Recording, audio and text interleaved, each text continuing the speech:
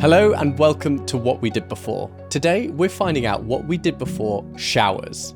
Now, if I go 1 or 2 days without having a shower, I start to feel gross and things start to smell. That's just 1 or 2 days. Sure, I go to the gym, but I otherwise have a desk job, so it's not like I'm doing hard labour. So it got us wondering, what did we do before showers existed? Access to water hasn't always been so plentiful. The poor, for many generations, would have wanted to save most of it for drinking. So did people just smell? Let's take you back to a time when bathing was a lot less common. I'm Ollie. And I'm Matt. And this is What We Did Before, the podcast charting the history of modern inventions. Right, so Matt, it's pretty clear that the showers that we have now are quite new. But the first mechanical shower actually goes back to 1767, which I think is quite recent, unexpected to me at least. So this was invented by William Feetham, who was a stove maker in London. And I mean, it's quite amazing that he invented it back then, but you did have to manually pump this thing by hand. Well, it kind of sounds like you'd get kind of sweaty just working the thing. That defeats the purpose, right? Yeah, exactly. It did mean that you didn't need servants to fill up like buckets of water and throw them on you anymore. But I guess in those times, their labouring was better than your labouring. And that's probably why it didn't catch on with the rich, because, it seems like it was much too much like hard work. And also, I guess you couldn't pump hot water through the system. Yeah, exactly. And so that would have been absolutely freezing because, it's pretty miserable having a cold shower now. Although, actually, people are sort of doing cold water thing these days, aren't they? Yeah, I've tried it myself, and have you? Yeah, I really tried to make it a habit because I really like the idea actually of like you start the day achieving something. Like if you did nothing in that day, you got into a cold shower when you didn't want to, and you made yourself do that. I actually think, and then you could just go and fester in bed afterwards. And it's fine. It would give me sort of reason to do nothing with the rest of my day. Yeah, I achieved something today. It's fine. But no, I don't have the. I prefer comfort too much. Yeah, me too. Even when I turn off the shower and it runs cold for a little bit just at the end as you're getting out, I arch my back just to stop those 5 cold water droplets from hitting it. I know we're so feeble, especially if we look back at this mechanical shower. They were having to shower in cold water. And it also wasn't clean. Feetham's shower just recycled the same old dirty water each time, which, by today's standards kind of defeats the purpose. Yeah, so double duty on defeating the purpose. You're sweaty, and you're putting your washing yourself in cold old sweat. It kind of sounds like Veruca territory to me. Mm-hmm. Interestingly, though, in Victorian Britain, cold water bathing was actually sometimes promoted as like morally strengthening, particularly in boys' public schools. So cold plunges would have been framed as like character building. There's the hygiene element, but also that discipline element, which you're talking about. So, some actually even feared hot water as unhealthy and thought that cold was like virtuous. The Victorian biohackers. Yeah. Well, I imagine part of that was also just because it was harder to have hot water. So it's kind of like, have the cold water. It's good for you. We'll make it sound like really cool. Yeah, just to make the kids, because you were saying that's for like kids in boys' public schools. So yeah, you can imagine it's like, oh yeah, it'll put hairs on your chest. Just do that. It seems to be the excuse that my dad used to always give whenever he was making me do something I didn't want to do. I thought you were going to say when he was making you have a cold shower. Well, they used to always, not showers, but baths.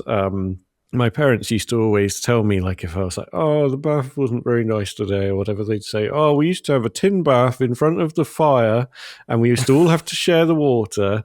Did your parents ever say this to you? No, They didn't actually. I don't think my mum's ever told me about her bath time habits, Oh. which I'm kind of grateful for now I've said that out loud. Yeah, that's true. I mean, I don't want to know them now, just to be clear. I'll text her if you like. Yeah, no, but yeah. Anyway, Mum, Matt wants to know. yeah. What's your baths like?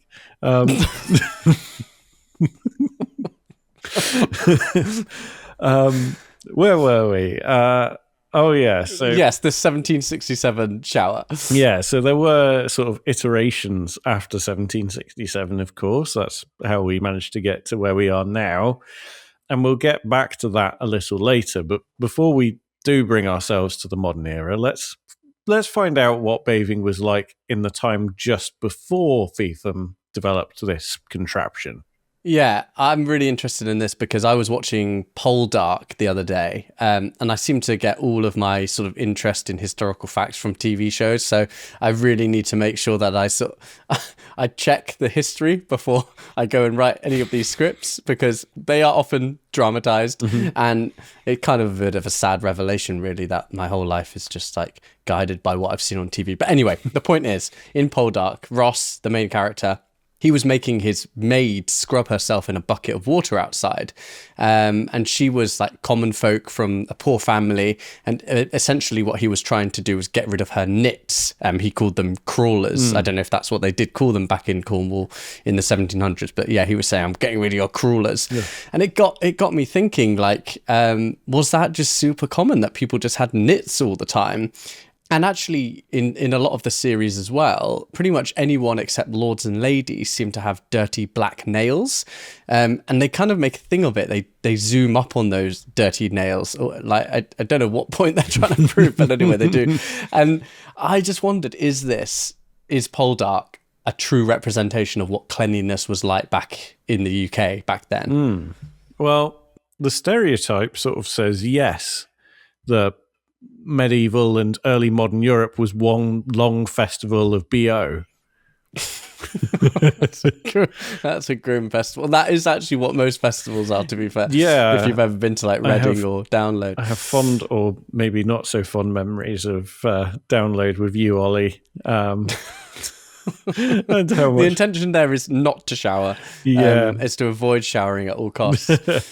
But the thing is, that isn't true. So that stereotype of smelly people from the past, people obviously didn't shower daily because showers didn't exist, but they did wash, of course. But in the 1700s, most people would do what was called a basin wash. So you may have done this growing up if you were short of time or whatever, but you get a bowl and a cloth, you wash your face, your hands, your armpits, all the important bits.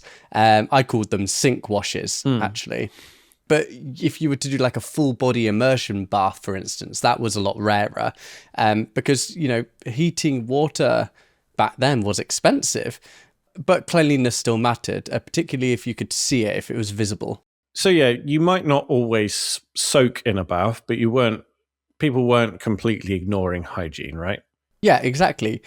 But interestingly, after the Black Death, public bathhouses in Europe fell out of favour. So there were a number of reasons for this. There were some moral concerns regarding prostitution, but otherwise, there was also a growing belief that hot water opened the pores and let disease in. So you've got this kind of paradox where people were bathing less, not out of laziness, but because they thought it was healthier. Inviting the Black Death back then. Yeah. Yeah, a lot of these decisions seem to sort of be counter to what they're trying to achieve. Yeah, but they also changed their linen, because cleanliness wasn't about sort of scrubbing your skin. It was about clean underclothes. And people believed that linen absorbed sweat and dirt from the body. So if your shirt was fresh, they thought, you're clean. So you sort of deodorized with laundry. Yeah, basically. And that wasn't just like something that the poor did. Even wealthy households didn't immerse themselves in baths that often. Full baths were heavy, they were labor-intensive operations. You needed gallons of heated water, which would have been carried upstairs by servants. So, the rich might bathe slightly more often, but definitely not daily. Yeah, that's very important to note that for most of history, washing just took effort. It required fuel, labor, time, coordination. People, myself included, sometimes moan if you spend sort of 10 minutes in the shower, but 10 minutes is very, very efficient by historical standards.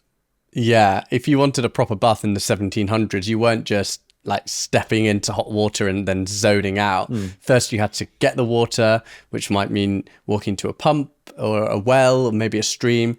You carry it back in heavy buckets, and then you need a lot of it. A bath isn't a kettle. You're talking dozens of liters. Then you'd have to heat it over a fire, which kind of goes back to what you said about your dad and placing the tin bath in front of the fire. But a fire isn't free either. You got to light it, you got to tend it, you got to burn that fuel, which you might actually want to use for other things, since firewood wasn't infinite, and then coal as well cost money. So already this is a major event to have a heated bath. And then even then, once the water's hot enough, depending on where you heated it, you might have to carry it upstairs, try not to spill it. Then you've got to pour it into a portable tub, which might just be set up in your bedroom. It's not ideal if you spill that all over your bedroom floor. And if you're in a household with several people, this is exactly what you were saying about your dad. The water would have could have been reused. So you put the cleanest person in first. I'm not sure how you decide. And then the next cleanest, and then the next, until you get to like some poor bugger who's like dirty already and then is bathing in really rancid bath water and just remains dirty. Yeah. Imagine, I would hope that they rotate who the last person is. Like, I hope that's the fair way. Like, if you're the one that always has it last, like, geez. I think that you'd have some trauma by the end. Like, am I not worth the clean water? But like the bath itself, obviously, it might not take that long. It might be like, I don't know, 15 minutes or something. Yeah, but the preparation, it could take hours, right? So and then you got the clearing up afterwards, which is more labor, more buckets, emptying it somewhere, making sure you're not flooding the floor. So it paints a pretty good picture of why full immersion bathing just wasn't something you did every morning before work. I mean, I don't bath now, ever. I shower, obviously, although maybe not as frequently as I should. But, it really was like occasional. And when they did do it, they really had to plan it and be deliberate about it. Yeah, I'm a bather, actually. I haven't had a shower for quite a while. I have had a bath, just to be clear. But no, I love it. I'm just going to clip that one bit out where I haven't had a shower in quite a while. While I'm like scratching myself, like, oh. But the reason, of course, is, as we've said, we have the luxury. I can run a bath with effectively unlimited hot water. Yeah, it costs, but it's running. In sort of 10 minutes. If it was this kind of ordeal, I think I'd skip a few baths. Yeah, definitely. But like, going back, surely you would expect that the rich were kind of cleaner overall. And while they were cleaner in some ways, they were also dirtier in others. So the wealthy... Dirty rich. Dirty rich. Filthy rich. It's filthy rich, isn't it? Dirty rich. Yeah. Yeah, well, there's dirt poor and filthy rich, isn't there? Oh, yeah, that's true. Yeah, that is interesting. Yeah, there's no clean way to live in capitalism. Yes. So where were we? So yeah, the rich were a bit cleaner in some ways, but they were dirtier in others. So the wealthy had access to more linen, and as we said, they would wash that. And they also had servants to wash it. And they had private washstands in their rooms, so they could maintain at least a visible cleanliness more easily. But many of them also lived in the cities, and cities were filthy. There were no sewers as we know them, bearing in mind, obviously, as industrial kind of, the industrialization kind of picked up around this time or a little later as well. There was just filth everywhere, chamber pots emptied into the streets, animal waste. There was contaminated water supplies. You get the picture. So a rural labourer living near a stream might actually rinse more frequently than a London merchant breathing coal soot. Yeah, and actually that reminds me of what Nicola Twilley said in our episode about fridges, where animals were walked to slaughter. And so the streets of London were filled of the smell of these sort of like animal carcasses and, well, these living animals which were being, about to be killed. And, it did sound like cities were quite grotty places. And that was where the rich congregated. And we'll actually get into the great stink of London later on this note. But yeah, it does seem that countryside poor might smell less than urban rich. But to be honest, nobody expected people to smell like nothing, which is a bit of a mindset shift from today. I think today clean means scentless or like neutral, maybe artificially fragranced. But in the 1700s, human smell, like the smell of just being a human, was normal. You were expected to smell like somebody who's been alive all day. Yeah, this is another thing that's interesting to me. I've just got a dog, and I accept totally that he has this dog smell. Yes. but if a human moved in and they just smelt like this, I would not accept it whatsoever. And maybe we should give ourselves the benefit of the sort of animalist. Yeah, like they pong as well. Like it's really quite vile, and yet we like bring them into our homes. We love them. We cuddle them. We let people let them lick their faces.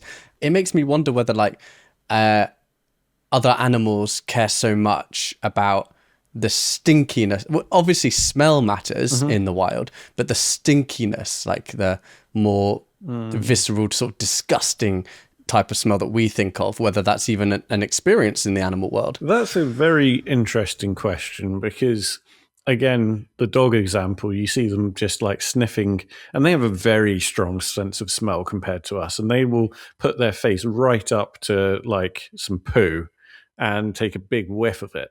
And they don't, if we did that, we'd probably throw up. Gagging, yeah. So why don't they have that disgust feeling when it comes to smells that humans do? I wonder if it's something that we've just learned, or it's cultural, or what. So in the 1700s, you were expected to smell like a human, like you said, and the goal wasn't sort of odor elimination, it was odor management. They might have used herbs or scented gloves and perfumed handkerchiefs, anything to just manage the stench. So they weren't really worried about sort of a total absence of smell like we are now. Yeah, and this feeling that you're smelly or unhygienic if you don't shower every single day is really quite new. And I think it's probably thanks to some advertising. So there were some deodorant campaigns like that really hyped up this 20th century smell anxiety. So you have soap brands like Lifebuoy. They heavily marketed fear of BO in the early 1900s, and apparently even linking BO to the risk of job loss. Well, yeah, that might actually have become a self-fulfilling prophecy, because I can kind of imagine that now, but in the early 1900s, maybe not. So before big foods, there was big soap. Yeah, big soap. Yeah, there were actually other early 20th century adverts as well that basically tell women that they'll be socially rejected if they smell, which is just it's bizarre. And soap, this all ties in with the fact that soap became dramatically more accessible in the 19th century. So in Britain, soap had been taxed heavily, making it quite expensive. But when the tax was repealed in 1853 and industrial chemical processes made production cheaper, soap became more affordable for far more people. And, that changes behavior, because once soap is cheap, regular washing becomes more realistic.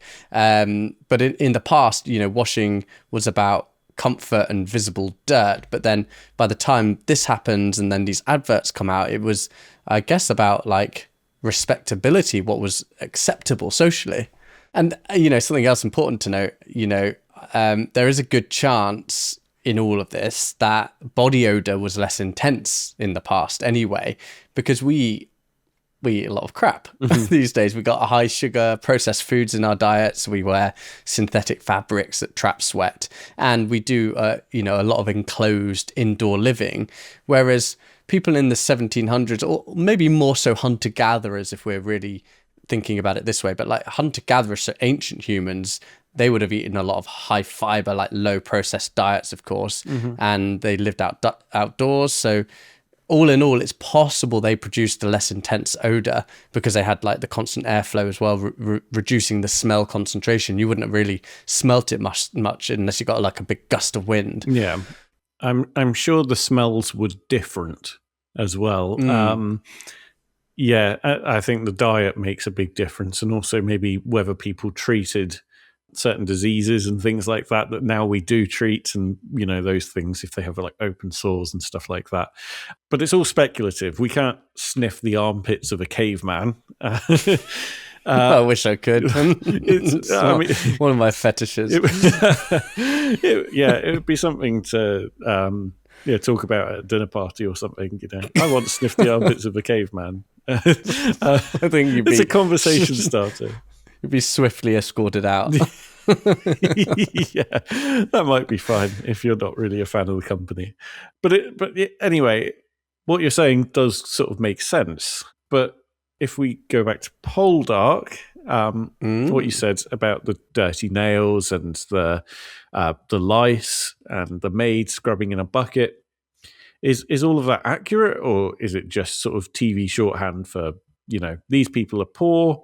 Let's start with the nails. So if you were a labourer in 18th century Cornwall and you were farming or mining or hauling, your hands would be permanently rough, as many manual labourers today, of course. So you would have embedded dirt under your nails, and that wasn't because you never washed, but because manual work literally would grind the soil into your skin. There's no nail brushes, no sort of industrial soaps, no moisturizers to release the dirt and soften the skin. So yeah, the grimy, visible hands were pretty realistic for working class people, but that doesn't mean that they never cleaned them. Yeah, and then if we move on to the lice, so head lice were extremely common, but that was across all classes, not just the poor. So even aristocrats dealt with lice. And we have records of fine-toothed ivory combs specifically designed to remove them.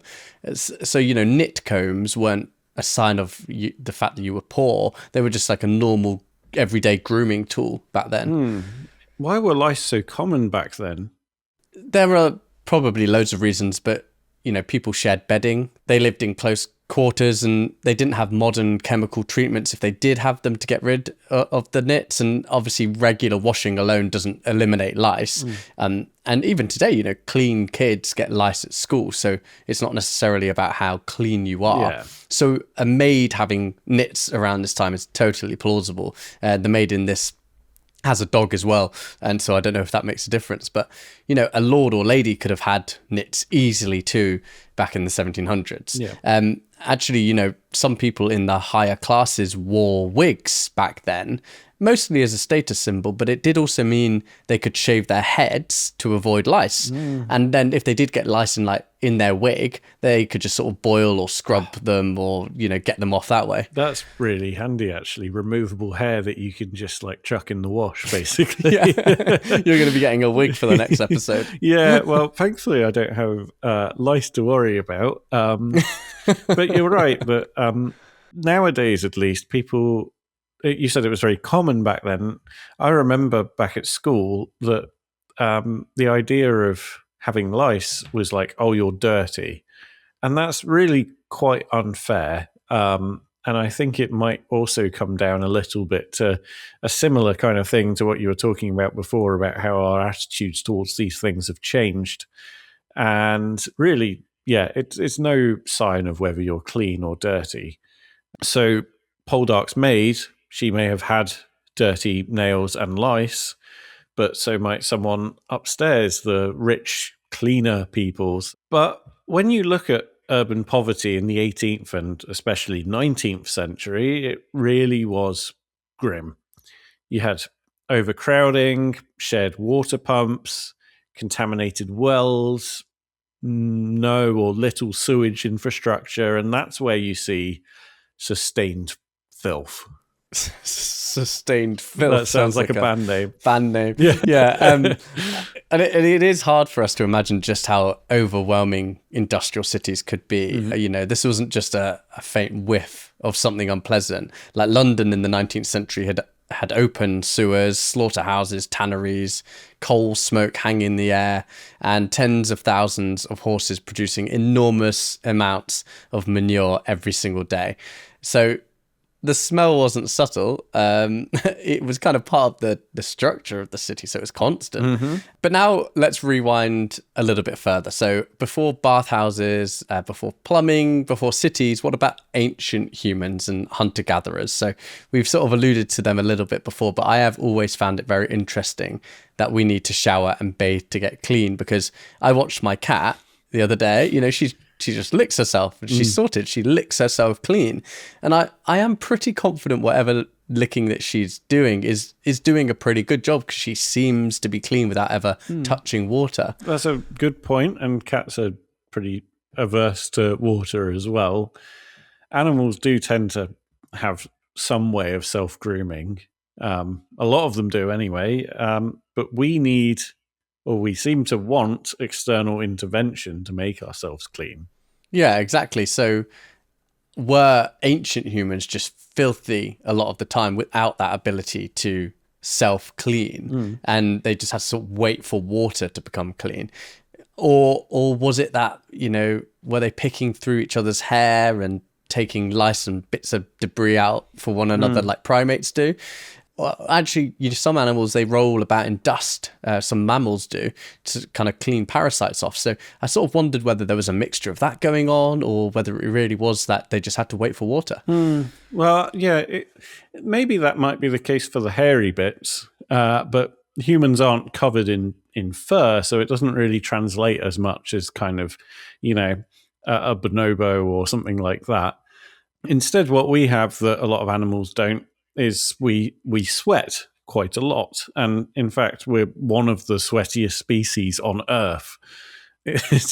Sounds like an insult. Some of the, yeah, some people more than others. I might use that one at some point. You're the sweatiest species of human on Earth. But this sweat, this ability to sweat, is actually part of how we evolved to run long distances. So what this means is that early humans would have noticed the discomfort of grime. And obviously, if you live near rivers, lakes, and streams, which a lot of settlements did, you would bathe. So anthropologists studying modern hunter-gatherer groups find regular washing in rivers and lakes as something that was quite common. And it seems like it was practical rather than just, like ritualized. Okay, so early humans probably weren't caked in prehistoric sludge. No, apart from those that had fallen in bogs, as we've touched on in the fridge. Trying to find bog butter. Yes. Yeah.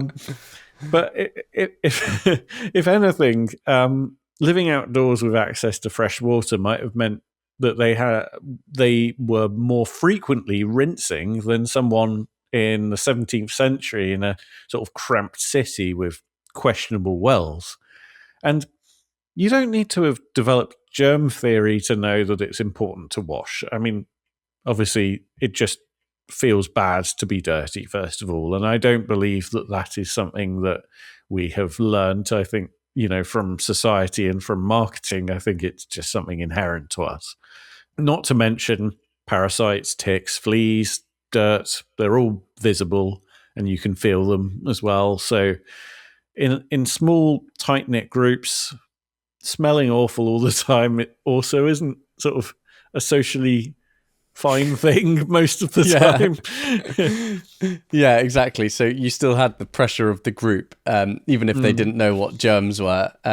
So maybe they didn't wash every day, but especially, if water was scarce or if it was freezing cold, you could imagine that they weren't like running to the nearest river in the middle of winter. Maybe the group was migrating, for instance, as well. They could have been moving away from water, so washing frequency dropped then. But they just weren't living in dense cities filled with sewage. They didn't have all this air pollution that we have to deal with now. Yeah. So paradoxically, you could argue that a hunter-gatherer with occasional river washes could have had fewer hygiene-related diseases than a 19th century factory worker surrounded by contaminated water. It's feasible, right? Yeah, it makes sense. I mean, we were all a lot closer to each other as well in these cities. So there's a lot of factors that means that cleanliness isn't just sort of how often you wash, but the environment plays like a really big part in that. Well, let's step forward now to the first great civilization. So let's go back to Mesopotamia, what's now modern-day Iraq. And we're looking around 3000 BCE now, because this is where the idea that ancient people didn't care about cleanliness really starts to fall apart. Yeah, archaeologists have found clay tablets from this region that describe recipes for soap-like substances. They were mixing animal fats with salts, like alkaline salts derived from ashes. They didn't know that they were performing a chemical reaction called saponification, but that's exactly what it was. You combine fat with an alkali and you get something that lifts grease and dirt from skin. So they weren't just rinsing off in a river and calling it a day, which would have been totally fair for the technology of the time, really. But they were actively manufacturing cleansing agents thousands of years before the Romans built their famous baths. Yeah, and washing in Babylon wasn't, just practical. There were spiritual elements too. So water had deep religious meaning, and it still is today. You got holy water in churches, and rivers like the Euphrates were sacred sources of water as well. So, before entering temples, priests would undergo purification rituals, and that included washing their hands and sometimes their whole bodies. And that's really interesting because hand washing didn't become super common until relatively recently in history, apart from within spiritual or religious rituals, and then it was something that was practiced quite often. And there are even some written descriptions of ritual cleansing before prayers and ceremonies. It's very interesting that it's moved to this really practical thing from like a ritual purification kind of thing that people were doing. And just to be clear, Babylon was a city in Mesopotamia, right? Yeah, exactly. And I think it's important to note that when I say fairly recent in terms of hand washing, actually, that practice as a hygiene practice to prevent disease, it really only began to be understood and adopted in like the mid-19th century. So that's starting in really sort of the mid-1800s. Yeah.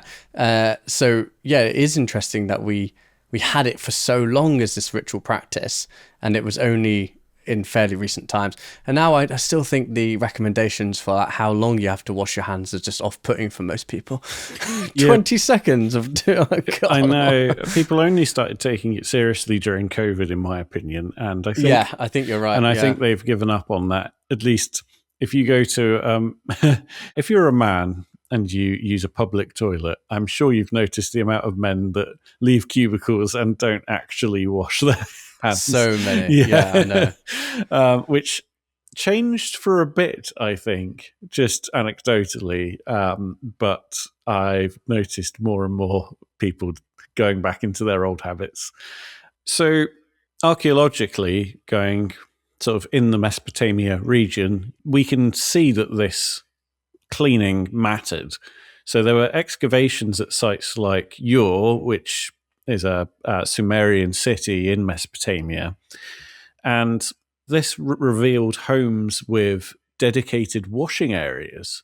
And some of the wealthier houses had large clay bathtubs built into courtyards. So water would be poured over the body and then drained away through sort of primitive channels. It wasn't running hot water on demand, obviously. We didn't have boilers, but it was intentional design. They'd built washing into their domestic architecture. And this was, 3000 BCE? Yeah, I mean, obviously not everyone was enjoying like regular warm baths, but because water still had to be carried and fuel was needed to heat it. So the poorest people would have washed more practically still. They would have gone to canals and basins and maybe done like partial washing again. But the key point is this: they valued cleanliness enough to make soap, to build washing spaces, and to ritualize purification, which means when we imagine ancient people as permanently grimy and indifferent to hygiene, we're projecting backwards, or we're sort of imagining something that's just not true. In some ways, parts of the ancient world were probably more structurally invested in washing than later medieval Europe would be. I've heard this before, particularly about Rome, that they were much cleaner with their bathing habits, and this only came back sort of in the last 200 or 300 years or so. And the more sort of that we've spoken about this topic, the more I can totally see that. What I didn't realize was that it was also the case, far before the Romans. So we're talking 3000 BCE, like you said.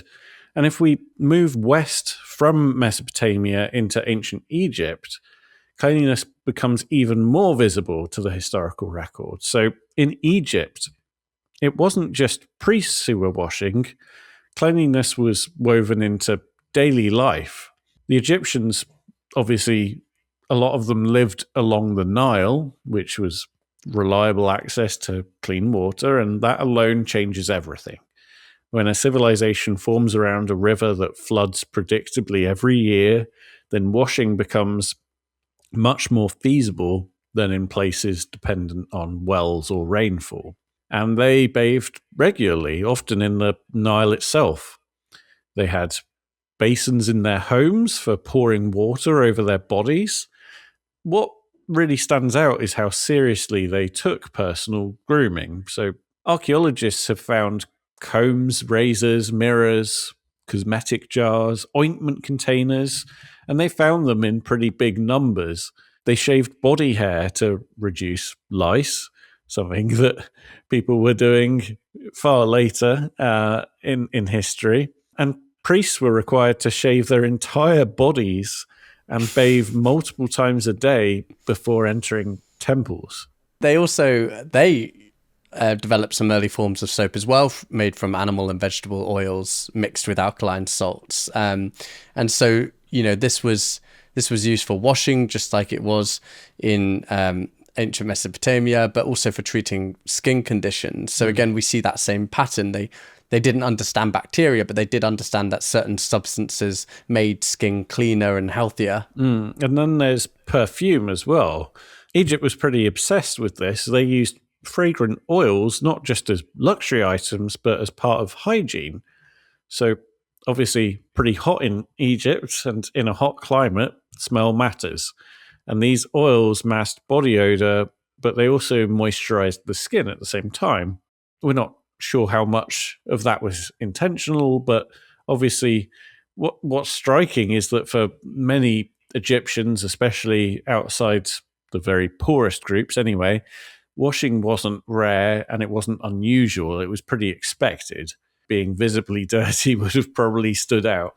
Yeah, and then if we move into ancient Greece, something shifts again. So washing becomes tied not just to religion or grooming, but to athletic culture. So, public life. The Greeks, as we know, exercised a lot. They've got the gymnasium, which wasn't like now just a place to lift weights. It was central really to education and social life. Men would train naked, covered in olive oil, like I do, and that and that protected the skin, and it also reduced sun damage. And then after exercise, they didn't necessarily jump into a bath straight away. Instead, what they did was they used a tool called a strigil, which is a curved metal scraper. And they would use the strigil to scrape off the oil and the sweat and the dirt from their skin. Ugh, it sounds grim, but Yeah. yeah. But actually, I think people maybe do this now when they're like trying to make weight for a like an MMA fight or something. I think they sweat out as much as possible and scrape off all of the sweat and stuff because they want to just remove it. They don't want to add anything by washing.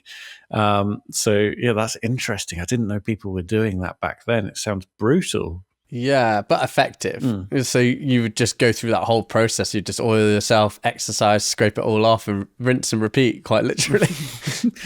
I can imagine, especially without water. This is a way to remove the nasty stuff without having a requirement for water. So, but they did actually also build public bathhouses, so it wasn't just scraping. And these weren't yet the vast Roman complexes that we picture, but they were structured washing spaces. Like water could be poured from spouts, and sometimes these were shaped like animal heads, and they created like gravity-fed streams that look surprisingly like an early shower.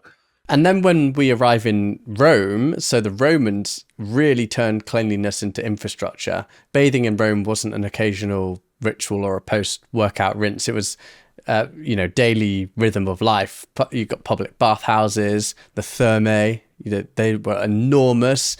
And we're talking heated floors, which most people don't even have today. They had vaulted ceilings, hot rooms, warm rooms, cold plunge pools, changing areas, exercise yards, libraries, even snack stalls. So some of them, could accommodate thousands of people per day. And this wasn't just for the elite. Entrance fees were often cheap. In some periods, they were subsidized or even free. And the engineering behind it is what really matters. So aqueducts brought huge quantities of fresh water into cities, and underground heating systems, or hypercausts, pumped hot air beneath floors to warm the baths. Water flowed in, it drained away, and it wasn't recycled sweat water like Fetham's 1767 shower. This was constantly replenished. Yeah, sounds like genuine luxury even by today's standards. Yeah, I would love to go to some of those. I bet it was amazing. Yeah. One thing that's different is that they weren't using soap in the way that we do. So like the Greeks, Romans often used oil and the strigils, the scrapers, to scrape off dirt. But the sheer availability of water, especially with this engineering of the aqueducts, etc., it kind of meant that immersion bathing was just more common than in Greece. But it was in ancient Rome where urine was collected from public urinals and taxed under Emperor Vespasian. What? They were taxing urine. Why? Because urine contains ammonia, which breaks down grease. So you had textiles cleaners using it to wash clothes, and also used for tanning leather. All sorts of very useful things that you could do with urine. And then eventually, though, as we know, the Roman Empire falls. Yeah, and those aqueducts deteriorated. There was no sort of maintenance on them, and the populations shrank, and with that the infrastructure that made large-scale bathing possible begins to disappear in Western Europe. But that doesn't mean that everyone stopped washing overnight. People still had rivers and basins, but this public bathing culture just declined in many regions. So when do showers actually become normal in the home? Because William Fetham, he invented his pump contraption in 1767. But then what? Did everyone just rush out to install a shower? No. As you can imagine, similarly to the fridges, as we spoke about with Nicola Twilley, not at all. Actually, for most of the 1800s, if you were bathing at home, you're probably still using a bathtub.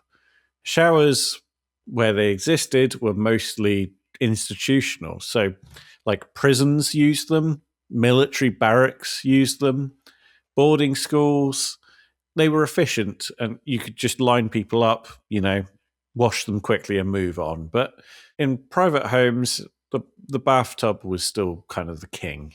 Yeah, and even in the early 20th century, if you were lucky enough to have indoor plumbing, You probably had a bath rather than a standalone shower because water pressure wasn't great. You had the problem of heating water, which was really slow as well. And culturally, soaking in a bathtub was seen as like the proper way to wash. And I mean, when I briefly lived in Christchurch in New Zealand, my wife and I had this house share, and the shower there was horrific. So it would be perfectly hot 1 second and then freezing cold the next, and it would flip flop between the two constantly. So you could never get used to like one temperature. You're like, and so it was horrible, and it was also really, really weak. So the water pressure was terrible, and yet, now, after doing this research, I kind of feel quite glad we had even that. Yeah, it makes me feel grateful. I had a similar shower growing up, to be honest. We had a bathtub with just a shower attachment, and it was like it just drip on you. And again, the temperature was kind of inconsistent. So I would just be like, oh, okay, I'm just going to have a bath. Like, so I can totally get why people back then also made the decision to just stick with a bath. If the shower wasn't a good shower, like, you imagine what we have now where it's like perfect, solid temperature, doesn't run out of hot water because we have like, constant hot water rather than having to wait for it to heat up and then running out of it. But anyway, it's really after the Second World War that things begin to change. So housing expands, plumbing improves, and the boilers get better. Electric showers appear. And by the 60s and 70s, the 1960s and 70s, showers were becoming way more common in British homes. And then by the 1990s, obviously they're everywhere, which means this daily ritual most of us perform without thinking, stepping under hot running water every morning, has only really been widespread in Britain for about 50 or 60 years. So that's within living memory. Yeah. Our grandparents likely didn't grow up with a shower, or at least necessarily didn't grow up with a shower. And our great-grandparents almost certainly didn't. Okay, so we promised to get into this, but something of note is the Great Stink of London in 1858. And it sort of accelerated the building of the infrastructure that eventually paved the way for showers. So in 1858, during a hot summer, the River Thames became like an open sewer. You had raw human waste from London's rapidly growing population flowing straight into it. The smell was actually so overwhelming that Parliament, sitting right next to the river, reportedly considered relocating. And the crisis forced the government to fund a massive sewage overhaul under the engineer Joseph Bazalgette. And Bazalgette designed an integrated sewer network that diverted waste away from central London. And it was one of the most important public health engineering projects in British history. Yeah, and before proper sewers, adding more water into the homes was just dangerous. If you flushed toilets or poured water away, it often went into cesspits or directly into rivers. But once large-scale sewage systems were built, cities could just safely handle much larger volumes of wastewater. Exactly, that made indoor plumbing expansion viable, really. Indoor plumbing enabled indoor bathrooms. Indoor bathrooms eventually made showers practical. So the Great Stink didn't make people suddenly want to shower, but it did accelerate the infrastructure that would later allow widespread bathing at home. It's interesting also, like London and Paris, both, very old capital cities that both have very early sewage infrastructure. They both suffered the same problems with their rivers. The Thames, you would not, still to this day, you would not swim in the Thames. No, and not least because there's like dead bodies and stuff. Yeah. But I think there's this problem, and don't quote me on this, but I think there's this problem that the sewers are designed in such a way that when there's sort of flooding, or there's too much water, that the sewage will backwash into the river to make sure that it doesn't go into the streets. In Paris, they spent billions, I think, on cleaning the Seine enough for them to swim in it for the Olympics recently. And it was still, like, this was a huge project over years, costing them billions, and it was still... And all the swimmers were later referred to as the Great Stink. Yeah, well, they still, I believe, it was touch and go for a lot of the events, and I think there were some that had to be cancelled because there was, like, it was beyond the acceptable amount of, like, dangerous bacteria in the Seine. Oh, wow. And it's like, you know, imagine you hear that yesterday and then you're due to swim today and they're like, it's just below the threshold, so it's just fine. It's fine now. Yeah, there's just under the threshold of, like, human sewage, and you're fine. Just don't open your mouth. Yeah, it's fine. It's So it was around this time of the Great Stink that the hygiene shift was happening in the 1850s to 1870s, when germ theory was emerging thanks to Louis Pasteur, Robert Koch, and figures like that. Before this, people believed bad smells themselves caused disease, which is the miasma theory. Yeah, so ironically, it was the smell of the Thames that helped push sanitation reform, even though smell wasn't the real cause of cholera. And once the sewers were built and clean water's flowing safely into homes, you get improvements in boilers, and then eventually electric showers arrive. And then bathing kind of turns from what was once this, mammoth, arduous event, and it just becomes, like, automatic. Yeah, it goes from, they had to heat the water, they had to potentially carry it upstairs, they didn't want to waste it. It would have taken a long time to heat that quantity of water, and now you can just turn a tap. Modern showers compressed all of that kind of invisible labor into a flick of the wrist. You don't think about the reservoir, the treatment plant, the boiler, the sewer network. All you experience is, like, 10 minutes. And even then, someone outside is knocking on the door saying, "Are you nearly done?" Yeah, I know. But, like, historically speaking, that 10-minute shower is just absurdly luxurious. It's not even the kings and queens of the time would have been able to experience this. And it doesn't, crucially, require you to share the water with, like, 3 siblings or more, So when you say you feel gross after, like, a day or two of no showering, I really should just be grateful it's so easy to have a shower these days at all. Yeah, it's something that we probably should appreciate a little more. A bit like fridges, as we saw with our episode with Nicola Twilley. It's kind of like hidden or invisible infrastructure that we don't really appreciate. And maybe that's something to remember the next time you step under your shower. Thank you very much for listening to What We Did Before. I'm Matt. And I'm Ollie. Please subscribe to the show. It really helps us out. And we will see you next time.